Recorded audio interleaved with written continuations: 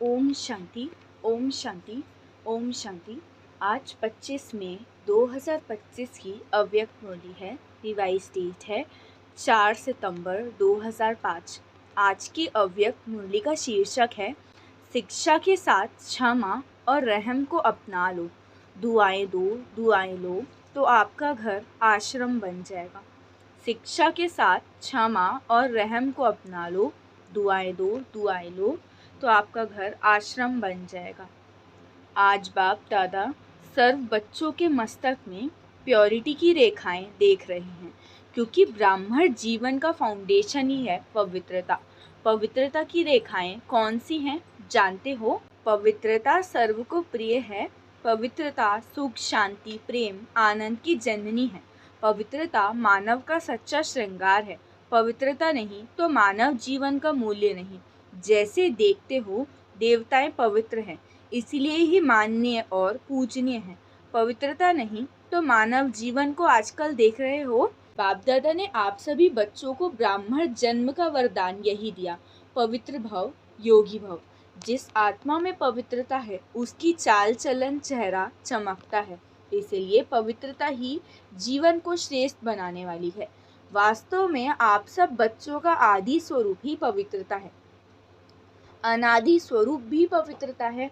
ऐसी पवित्र आत्माओं की विशेषताएं उनकी जीवन में सदा पवित्रता की पर्सनैलिटी दिखाई देती हैं। पवित्रता की रियलिटी, पवित्रता की रॉयल्टी चेहरे और चाल में दिखाई देती है। ये रेखाएं जीवन का श्रृंगार है। रियलिटी है मैं अनादि आदि स्वरूप, इस स्मृति से समर्थ बन जाता है। रियलिटी है स्वयं भी स्वमान में और हर एक को सम्मान देकर चलने वाले। पर्सनैलिटी है सदा संतुष्टता और प्रसन्नता, स्वयं भी संतुष्ट और अन्य को भी संतुष्ट करने वाले। पवित्रता से प्राप्तियां भी बहुत है। बाप दादा ने आप सभी बच्चों को क्या क्या प्राप्ति कराई है वो जानते हो ना?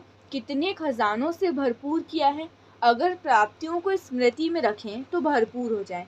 सबसे पहला खजाना है ज्ञान का खजाना, जिससे जीवन में रहते दुख अशांति से मुक्त हो जाते। व्यर्थ संकल्प, निगेटिव संकल्प, विकल्प, विकर्म से मुक्त हो जाते। अगर कोई भी व्यर्थ संकल्प व विकल्प आता भी है तो ज्ञान के बल से विजयी बन जाते हैं। दूसरा खजाना याद और योग का, जिससे शक्तियों की प्राप्ति होती है और शक्तियों के आधार से सर्व समस्याओं को, विघ्नों को सहज पार कर लेते हैं।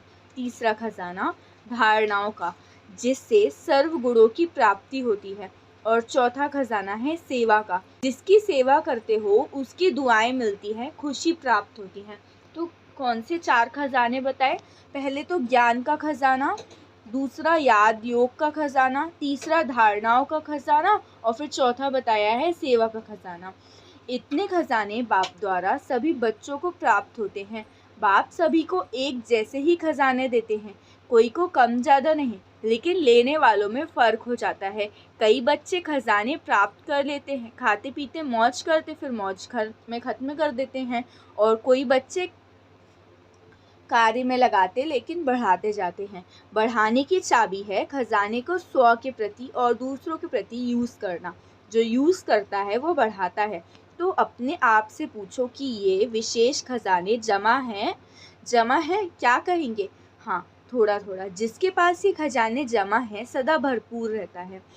देखो कोई भी चीज़ भरपूर रहती है ना तो हलचल नहीं होती, अगर भरपूर नहीं होती है तो हलचल होती है, हिलती है। कोई भी चीज़ को अगर पूरी रीति से भर नहीं दो तो वो हिलती है। तो यहाँ भी अगर सर्व खजानों से भरपूर नहीं है तो हलचल होती है।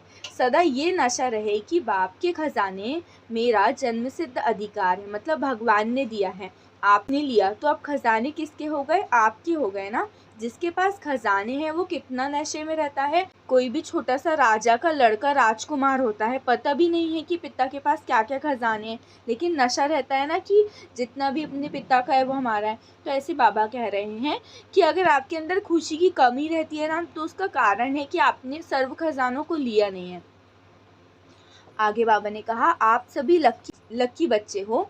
बाबा मतलब भगवान आपको भाग्य की मुबारक दे रहे हैं। अपने भाग्य को पहचाना, परमात्म प्यार, अविनाशी प्यार। जो सिर्फ एक जन्म नहीं चलता, अनेक जन्म सदा ही प्यार कायम रहता है, क्योंकि ये जो समय चल रहा है, समय भी संगम युग, भाग्यवान युग है। सतयुग को भी भाग्यवान कहते हैं, लेकिन वर्तमान संगम युग का समय उससे भी भाग्यवान है। क्यों? इस संगम युग में ही बाप द्वारा अखंड भाग्य का वरदान और वर्षा प्राप्त होता है। तो ये जो संगम युग है ना, ये भाग्यवान समय है। आप सभी भगवान के पास भाग्य लेने आए हो ना। आगे बाबा ने कहा, अब सभी को दुआएं लेना है, दुआएं देना है। अमृत वेले भी बाबा को बहुत प्यार से याद करना है।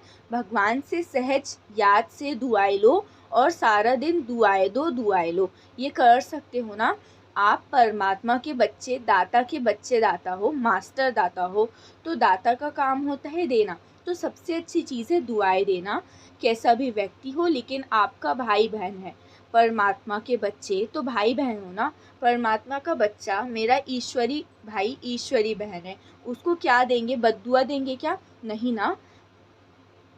दुआएं देना है, बहुत खुश रहना है और खुश रखना है। भगवान का आप सभी को वरदान है ना, अगर कोई आपको दुख दे तो भी आप दुख लेना नहीं।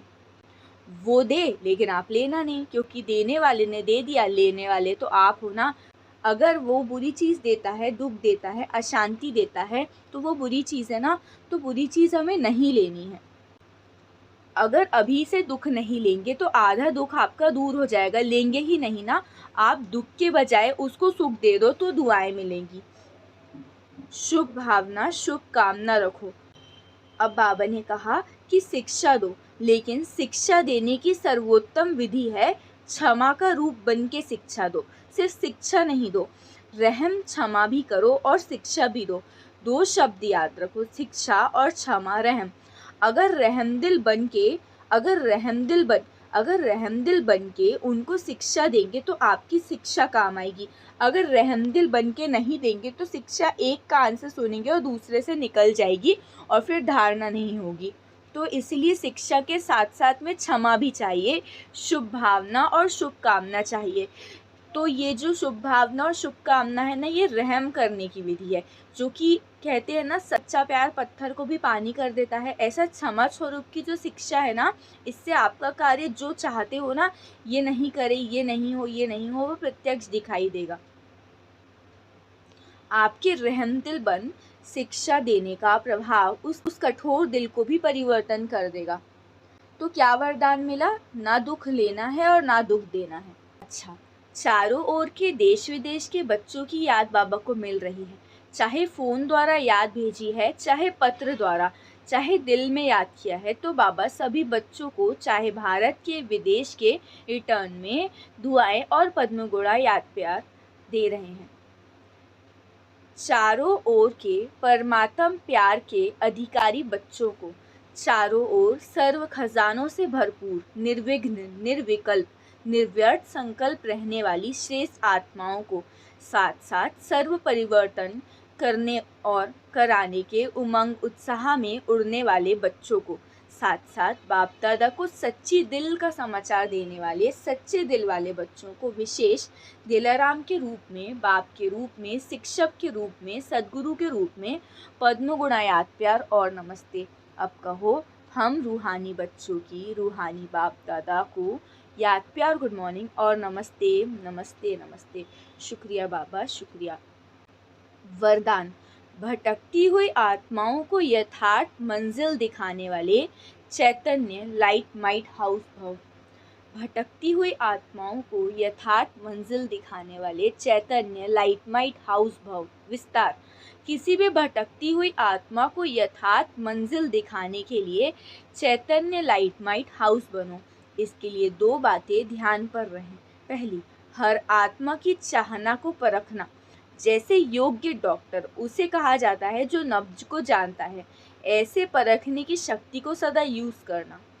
सेकंड पॉइंट, सदा अपने पास सर्व खजानों का अनुभव कायम रखना। सदा ये लक्ष्य रखना कि सुनाना नहीं, लेकिन सर्व संबंधों का, सर्व शक्तियों का अनुभव कराना है। स्लोगन: दूसरों की करेक्शन करने की बजाय एक बाप से ठीक कनेक्शन रखो। दूसरों की करेक्शन करने के बजाय एक बाप से ठीक कनेक्शन रखो। अव्यक्त इशारे, रूहानी रॉयल्टी और प्योरिटी की पर्सनैलिटी धारण करो। विस्तार, अपना निजी स्वरूप व वरदानी स्वरूप सदा स्मृति में रहे तो अपवित्रता और विस्मृति का नाम निशान समाप्त हो जाएगा। विस्मृति व अपवित्रता क्या होती है? अब इसकी अविद्या होनी चाहिए, क्योंकि ये संस्कार व स्वरूप आपका नहीं है बल्कि अपने पूर्वज जन्म का था। अभी आप ब्राह्मण हो, ये तो शूद्रों के संस्कार व स्वरूप है। ऐसे अपने से भिन्न अर्थात दूसरे के संस्कार अनुभव होना, इसको कहा जाता है न्यारा और प्यारा। अच्छा, ओम शांति, ओम शांति, ओम शांति।